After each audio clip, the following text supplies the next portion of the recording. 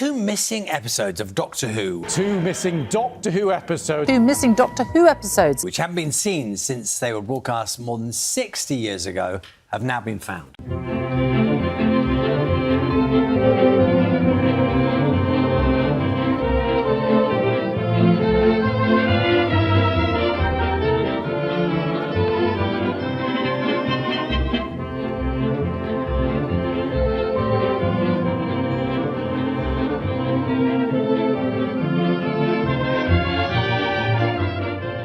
And welcome to From the Archive, a British television vlog.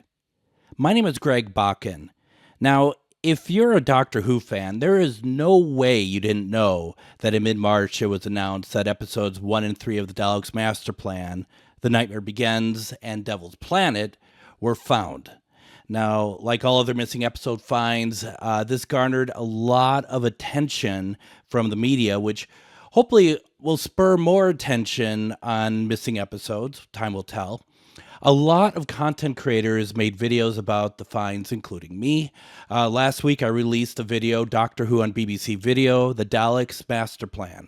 Please go and check it out. I won't go into much background of the find here since I put it into that video, but you'll find a link for that video in the comments section here. Please go check it out. The Daleks Master Plan was at one time the longest Doctor Who story ever broadcast, coming in at 12 episodes.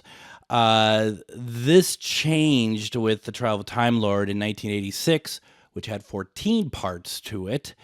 The story itself was broadcast from the 13th of November, 1965 to the 29th of January, 1966. Now, what I think is very interesting about this is that January 1966, we're finishing up and going through the Daleks Master Plan, and there's still quite a lot of Hartnell left to get to. But he is done by October of 1966.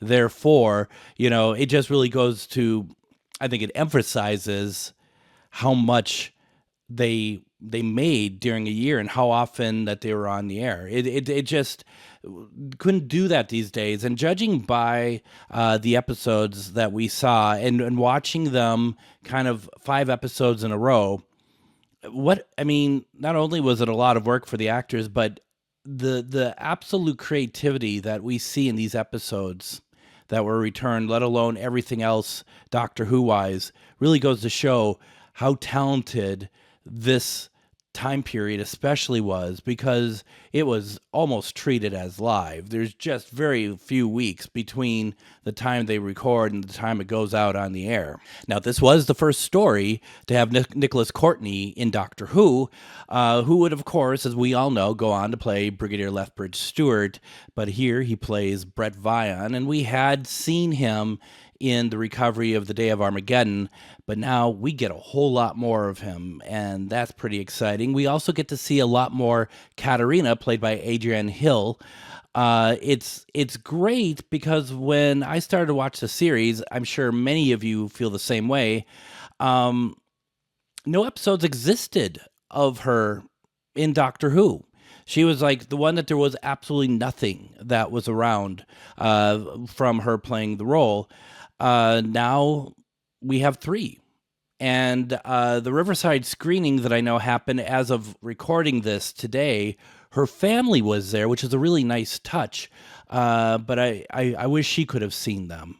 And now Kevin Stoney joins as Guardian of the Solar System, playing Mavic Chen. It's such an incredible and memorable villain. Stoney was such a great actor. He returned as Tobias Vaughn in The Invasion, and then Tyrum in Revenge of the Cybermen. A little interesting fact about Kevin Stoney that I think is interesting. He was born on the 22nd of January, 1921, and died on the 22nd of January, 2008. And just because I can say so, my birthday is on the 22nd of January. So I thought that was really interesting. I didn't know that until today. I knew that he passed away on the 22nd of January, but I didn't know he was born on it as well. Really interesting. Now, these episodes that were recovered were written by Terry Nation. Of course, Terry Nation wrote the first set of episodes for the Dalek Master Plan, with Dennis Spooner taking on the rest of them. And all the episodes were directed by Douglas Campfield. On both of these fronts, it shows them in their best possible way. Terry Nation is a fantastic writer in these, and Douglas Campfield. They're, I know that it's kind of cliche to say that Douglas Campfield elevates the stories. It's not cliche. He really does. Not to say that there aren't really good directors in Doctor Who, especially during that period. I've always been a really big fan of Derek Martinez, along with obviously Christopher Barry and so many more. But there is something a little bit special and different when Douglas Campfield does it, and I think these episodes really do show it, which is really kind of cool. And then, of course, for the radio times, there isn't really a whole lot more. There's a preview for the story, but then from there isn't a whole lot more apart from the listings, the 12 listings for the 12 episodes, which is kind of nice anyway. Now, the Dalek Master Plan, out of 12 episodes, we now have 5. And that's pretty exciting, because when DWM in 1981 shared that list, and it was the first time the public ever knew what actually existed in the BBC archive, that was once again in 1981. There were no Dalek Master Plan episodes at all. And now we have 5 episodes, 1, 2, 3, 5, and 10. Now, if you want to know how these episodes were all recovered, I do cover them in my Dalek Master Plan video from Doctor Who on BBC Video. Once again, the links are in the comments. Very interesting and very nostalgic as well. It's amazing how far we've come. Previously, the 2 episodes that were found in the Mormon Church, episodes 5 and 10, were released on Daleks the Early Years on VHS in 1992, and then episodes 2, 5, and 10 were released on DVD in the Lost in Time set in 2004.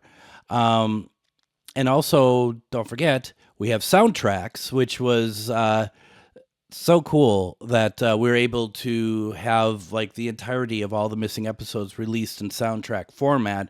And so soundtracks were released for this story on CD and most recently vinyl, with once again that absolutely stunning cover. Now I want to say, let's talk about the release. I suppose it is a release of sorts. And what makes this such an interesting release is that there is no physical release of these episodes yet. But what is really exciting, and dare I say very kind of the BBC, is that they release these episodes on iPlayer and YouTube on April 3rd for free. And that is really cool. And I'm pretty sure, and maybe you can, all of you can maybe correct me or whatever on this. I'm pretty sure this is the first time that missing episodes were released to us for free since they've been found. Because, and this isn't a complaint, but, stuff like Web of Fear, Enemy, Underwater Menace 2, Galaxy 4, Crusade, Day of Armageddon, Tomb of the Cybermen, all of those we had to pay to get to see, which makes sense. And then really the stuff that had been found beforehand that wasn't in the BBC archive, eventually we paid for. Or in the case of, like we talked about before, PBS, I saw War Machines and Time Meddler off of PBS, off of KTCA.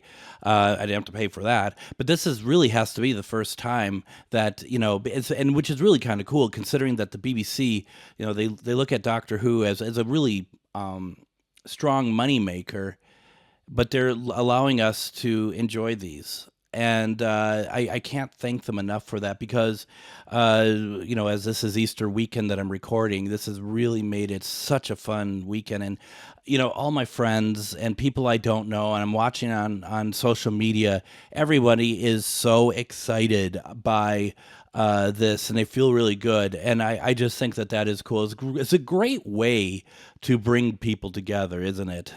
So kudos to the BBC for that. Now, having seen the episodes, and I can't believe I was able to, right? All of us. Now seeing the episodes, I would like to go through what I thought were standout moments for me personally. What really caught my attention, what I thought was great, what maybe I kind of glossed over in the past that made a little bit more sense to me now.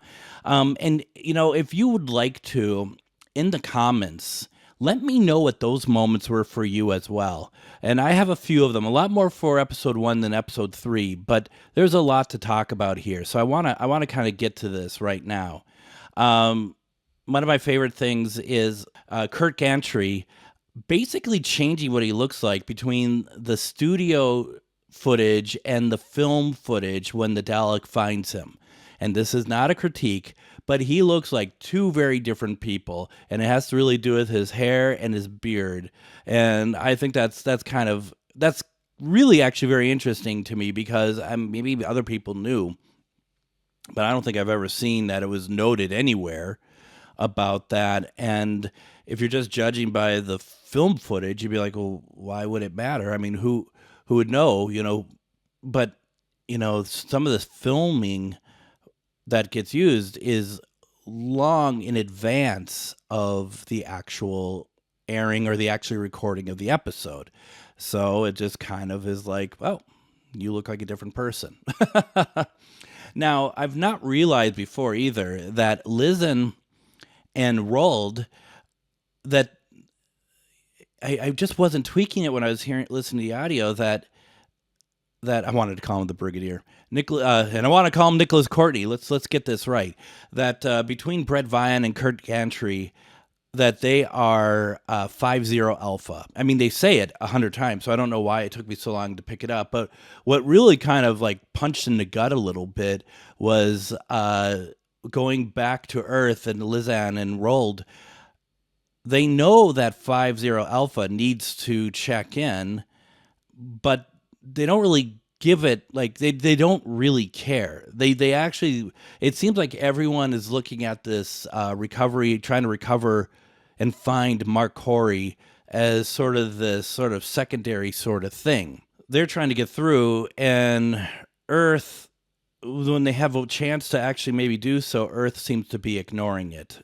And a lot of things, maybe, I mean, we all want a 12-episode Dalek Master Plan, but a lot of what we ended up, seeing maybe could have been avoided if Earth started to kind of pay attention a little bit sooner to Brett and Kurt. For me also, because, you hear this in the audio so often when you're, going through it, and I've gone through Dalek Master Plan a number of times, being able to see that television interview with the interviewer and Mavic Chen, and seeing that big screen, that big TV screen in use, and that whole area is such a wonderful set, just huge, and really, really, and I'm going to say this throughout all the sets that were used, that I've, going from episode 1 through 5 of the Daleks Master Plan, they're all really good. They're all really, really extremely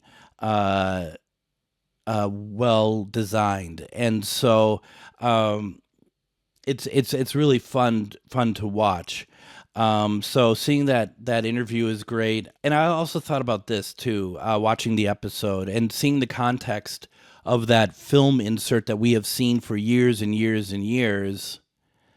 One thing that kind of got my attention there was the fact that Brett Vian, he doesn't, until we see the Daleks, no one actually utters the word Dalek. He alludes to them, but I think he calls them something like those things or whatever else. And I'm sure it wasn't too hard for people to realize that this is Dalek, because I think the Radio Times has that preview that shows it. But if you're just a casual viewer and you've had 4 weeks of the Mythmakers, so you may have kind of forgotten a little bit about Mission to the Unknown, or maybe didn't see it.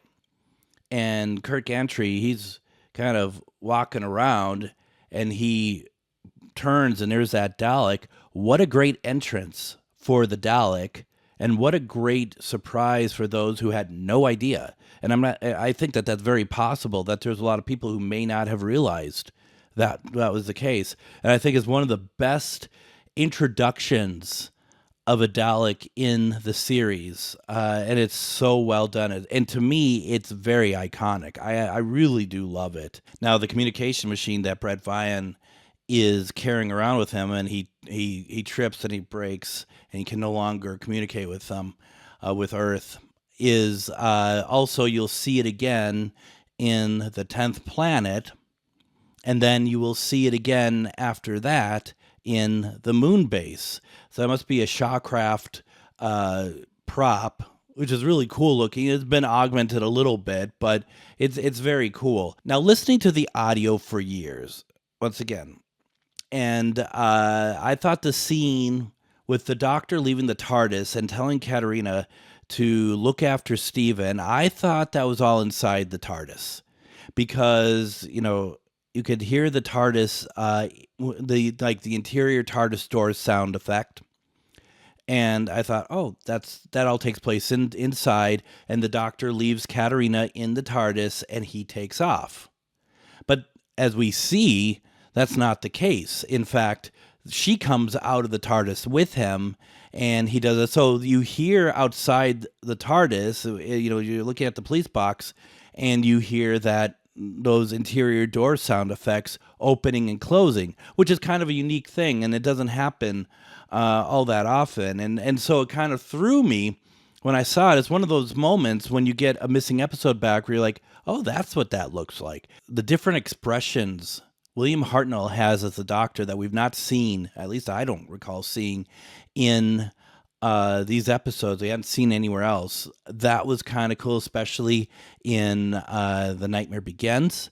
Just having Brett Vian in the TARDIS, because we know he gets that magnetic chair, sitting in a magnetic chair. How amazing. How amazing just to see that. And it's the first time, Nicholas Courtney being on the show. Who has ever believed that he would have such a positive impact on Doctor Who? And for so many years, the Brigadier never got into the TARDIS until the Three Doctors. But here, Brett Vian is in it with the first couple minutes of being on screen. So that was kind of neat.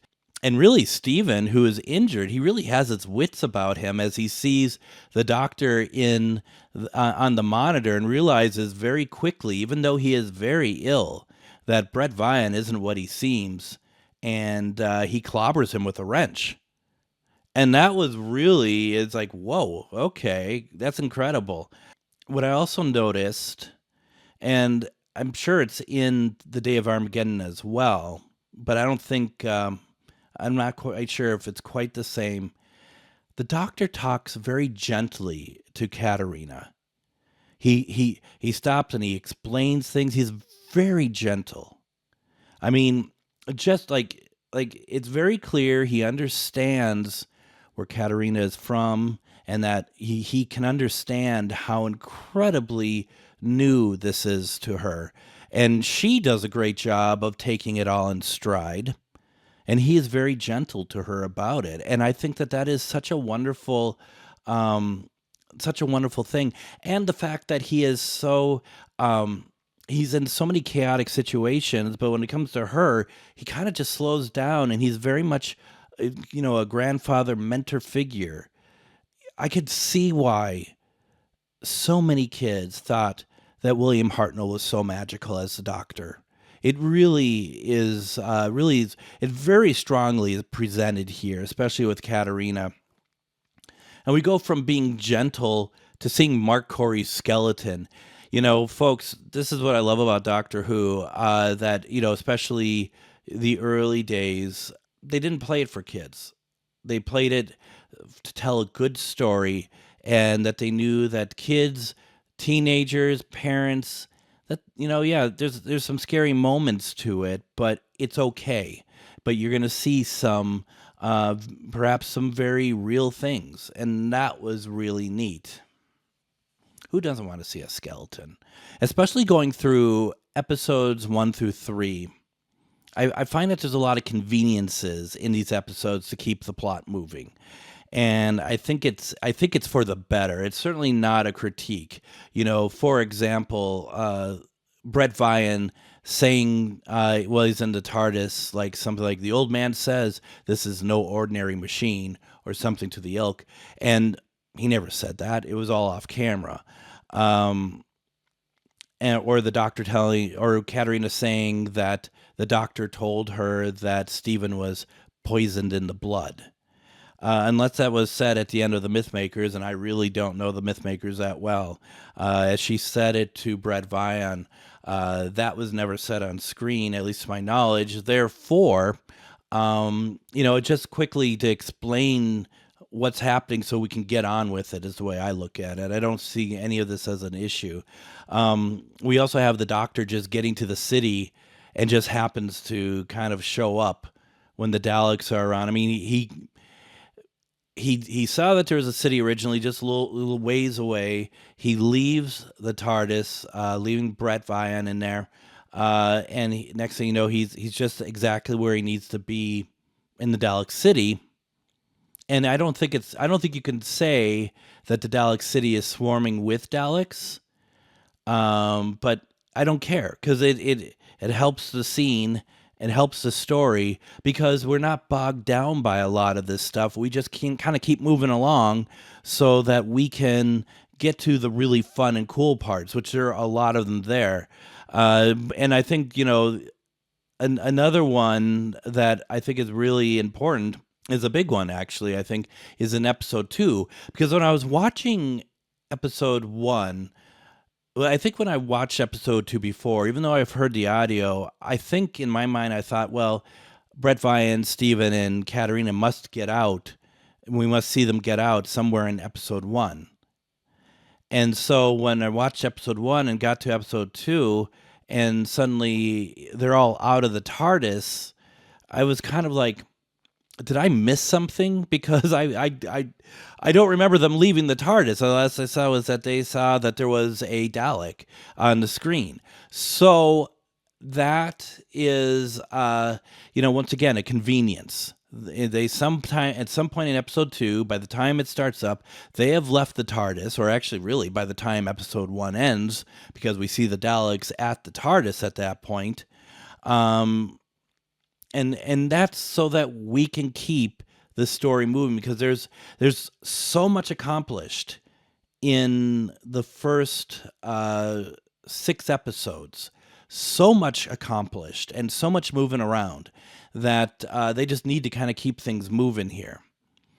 I also love the low camera angle when the Daleks introduce their guest to be revealed as Mavic Chen. I think we all could have figured it out, but I mean, I have the hindsight of knowing for the last, 45 years or whatever that Mavic Chen is the main villain of the Daleks Master Plan, and but for those who didn't know, and because he plays such a very small role at the beginning of The Nightmare Begins, I could see that people might have just kind of forgotten about him a little bit, and whoop, there he is. So I think that's really cool. Now let's talk about episode 3, Devil's Planet, right? And by the way, when I watched this the first time, I did watch it with episode 1, then 2, then 3, because, and I do not regret that one bit. What a great story with all 3 of them together. But what some of the standout stuff for me for episode 3, The Devil's Planet, first off, is that mask that the Doctor is wearing as part of the costume of Zephon. When from episode 2, they clobber Zephon, and the Doctor masquerades himself as that delegate, and he's wearing a mask over his head. And I've always thought that the mask was really just to make sure that whoever is under that cloak, that the inside of the hood is completely dark.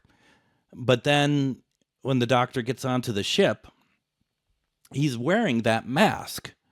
And that, to me, actually kind of makes no sense, because that means that Zephon wears the mask as well, which is really kind of strange.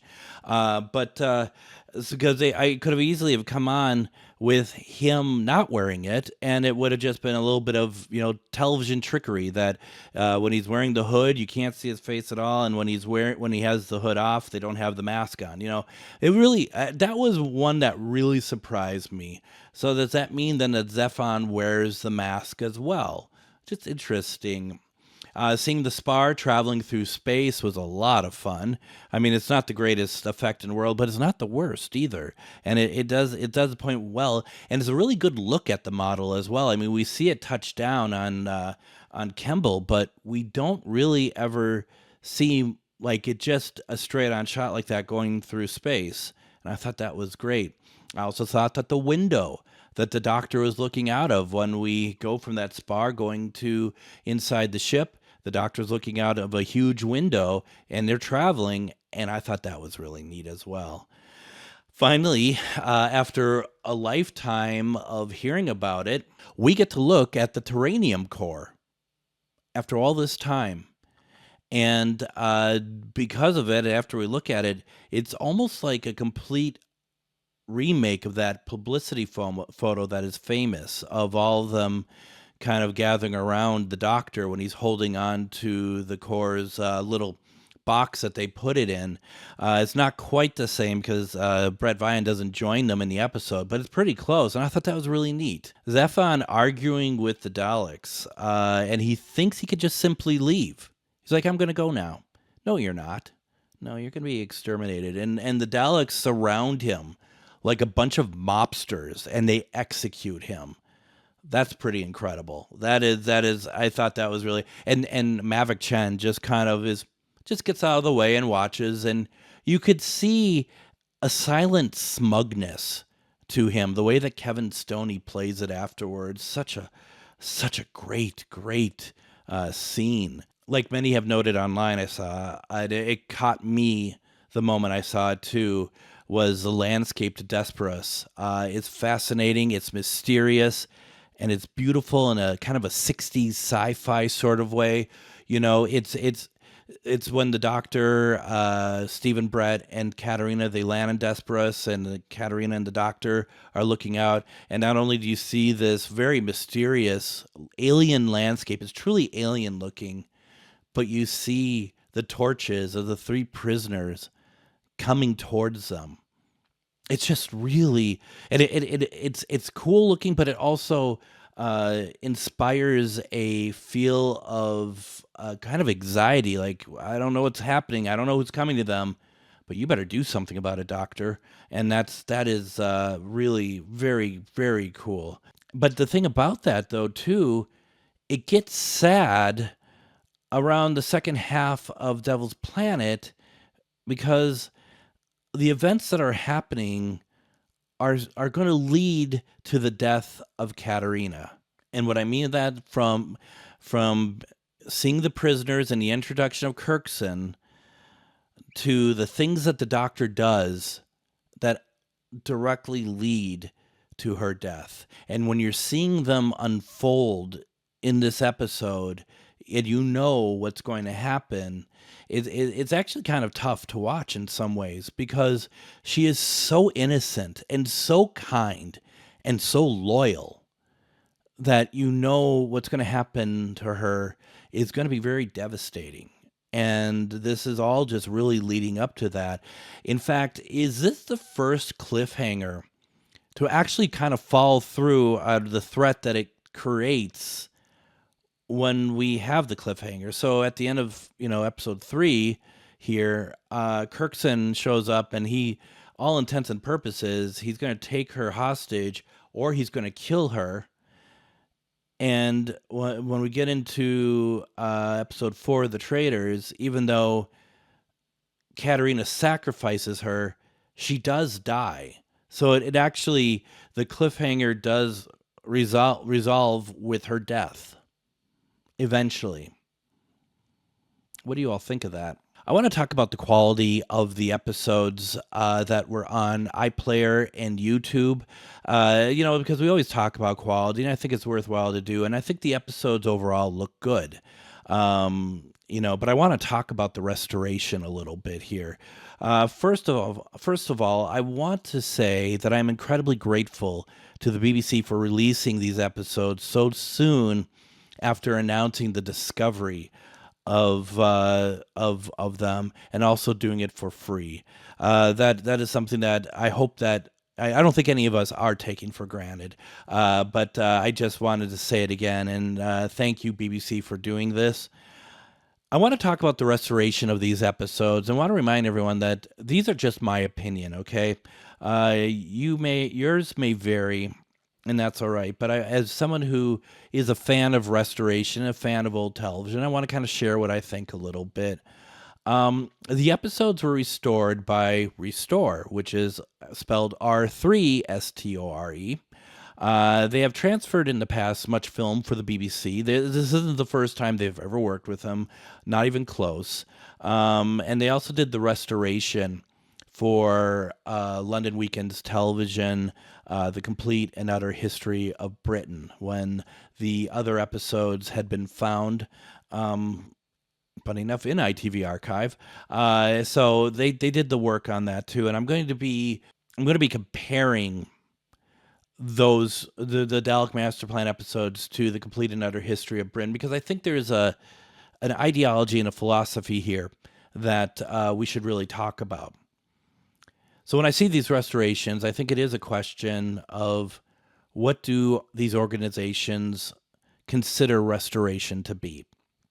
Back in the day, starting with the restoration team, which is now BBC Studios, working on the collection sets, black and white material had been treated with manual and automatic picture cleanup, vidfire, which is making studio material that on a telerecording return it to the look of video, with reinsertion of original film material if existing, remade credits and audio cleanup using the best sources available. This is where the philosophy of restoration appears to change between Restore and BBC Studios.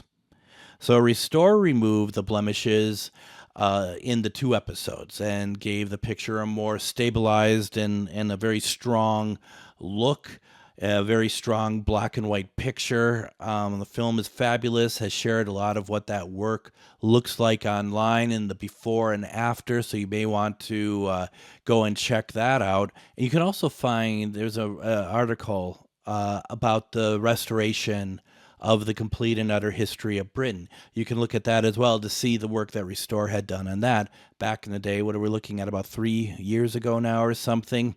Now, there is no vidfire on this release. I love vidfire.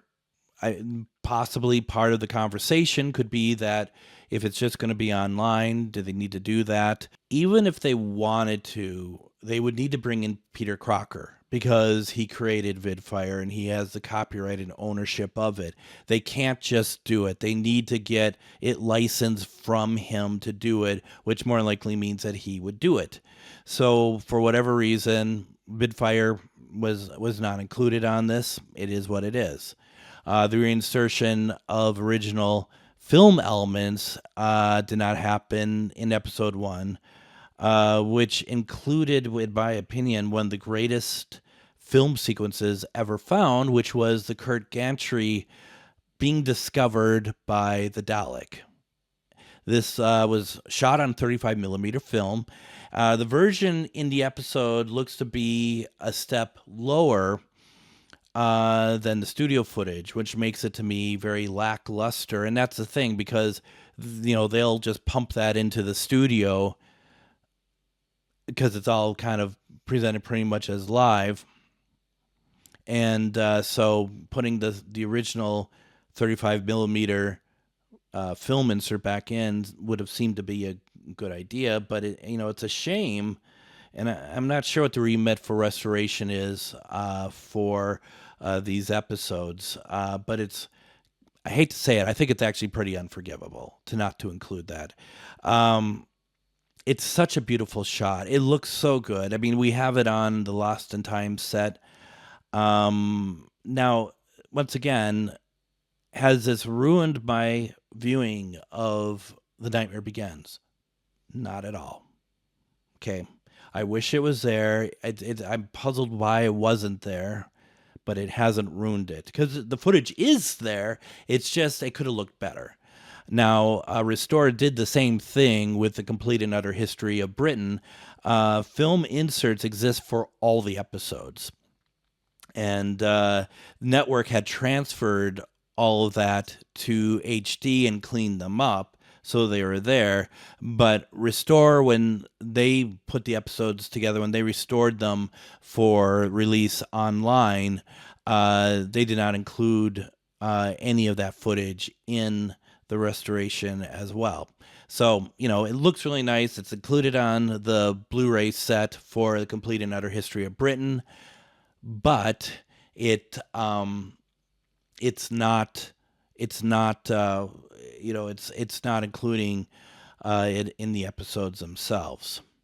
Now, the credits are original to the telerecording, which I don't mind seeing, but I prefer remade myself. I'm actually surprised how many people I've read online who think the opposite of it.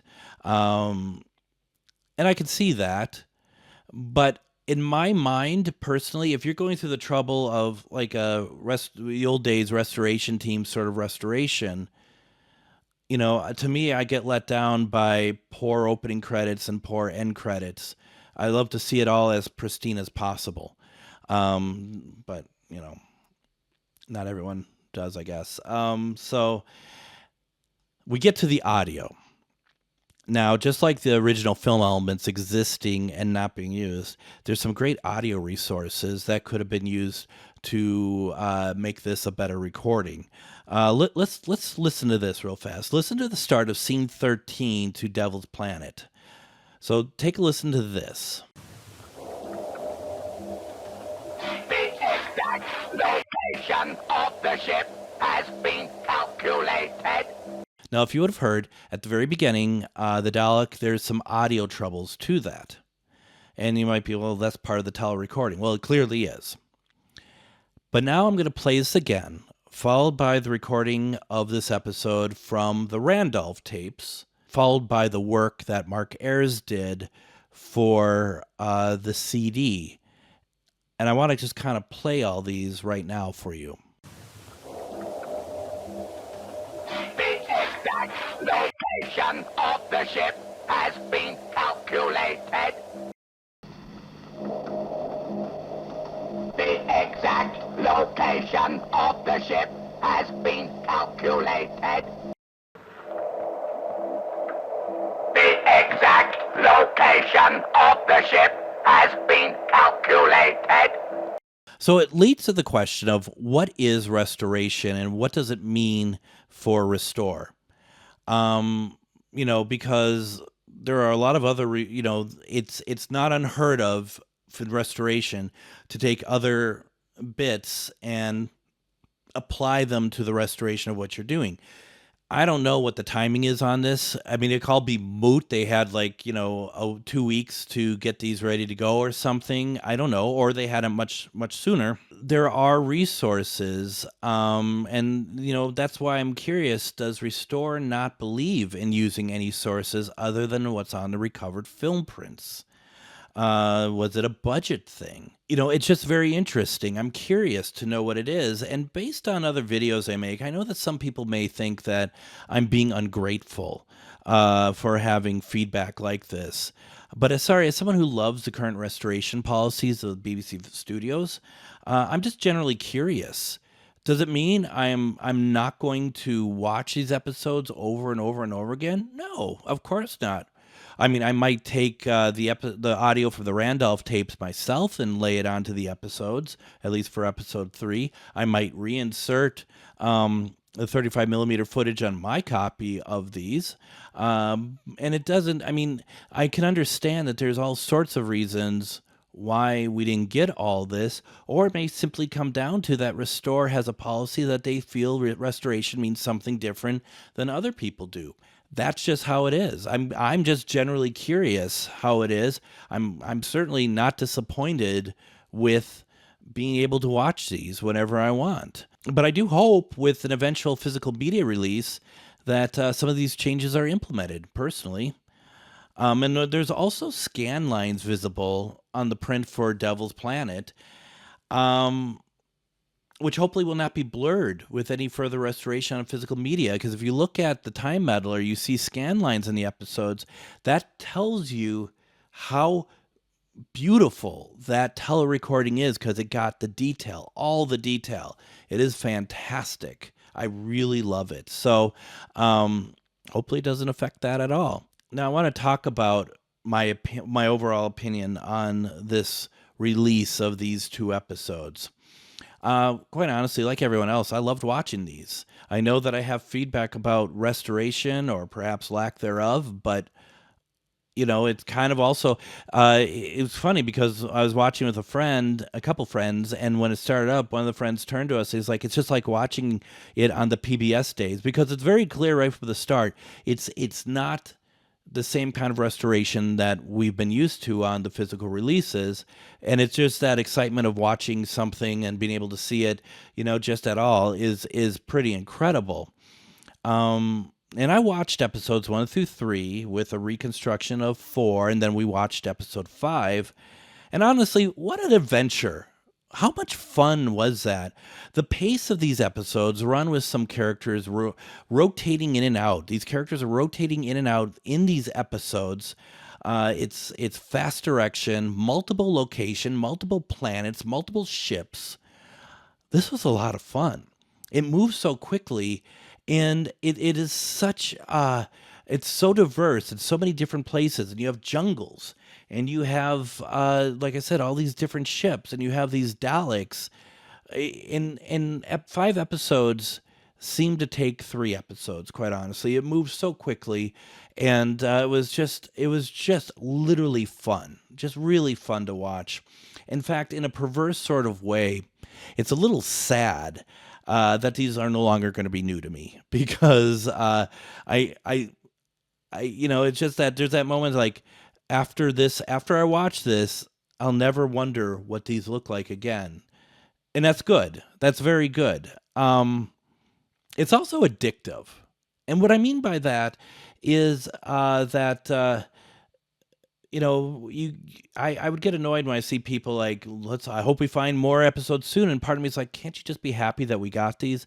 No, we can't. And I'll tell you why. Because watching these 2 brilliant, really strong episodes, it's like, I need more. I need more smack here. You can't just leave me with just 2 episodes, which is so brilliant anyway. I want more. So I get it. And that's exciting. Let's hope that more is found. And also of anything. Absolutely anything. It's just a lot of fun to do that. I have a rating system. It goes from highly recommended to recommended, watchable to not recommended. Come on. These are highly recommended. Come on. It's so much fun, and you really need to loop these 5 consecutive episodes together. You need to go and watch them on whatever you're watching them on. Pull out. I don't know. I'm sure on iPlayer, episode 2 is available, and episode 5 and 10, but on YouTube, I don't know if they're there, but you got the Lost in Time DVDs. Just make a point of watching them all like that if you haven't already. Well worth it. Or I know some people put Mission to the Unknown in front of it. Some people have watched or listened or whatever the last episode of the Mythmakers. It's really fun to listen to how people celebrate these. So it's fantastic. And the thing is like the pacing is great. Mavic Chen is so cool. And he's just cool and calculating. It's really fun to watch him. And the Daleks are simply unstoppable. They are at their best there. I hope new series fans have a chance to check this out, because if you love the new series stuff, I really think that this is such a great piece to watch. And anyone who doubts 60s Doctor Who is good, these episodes are Exhibit A for you. I wouldn't be surprised if you didn't love them as well. So with that, I want to remind everyone, please leave a comment. Please let me know what you think. Let me know what you think of the episodes. That's the best part, is hearing what other people think, how you watched them. Did you make a big deal out of it? I love that sort of thing. And please subscribe to my channel. I'd really appreciate it. And also send me an email if you want to talk about stuff. I'm totally open to that as well. I also do a Patreon, which is starts as low as $3 a month. It helps put these videos out, and we've been doing a pretty good job of getting them out on a regular basis. So I'm excited about that. And judging by the amount of people watching the videos, I'm not going to say everyone loves them, but I think it's a conversation starter for sure. And I want to thank my supporters on Patreon right now.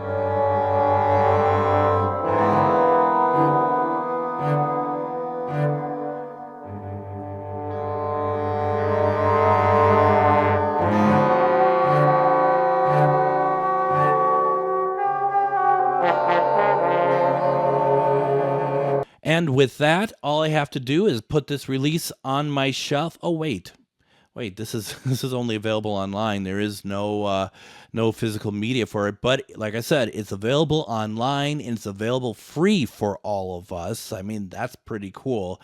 How awesome. What a great way to spend the weekend. And here is to many more returns.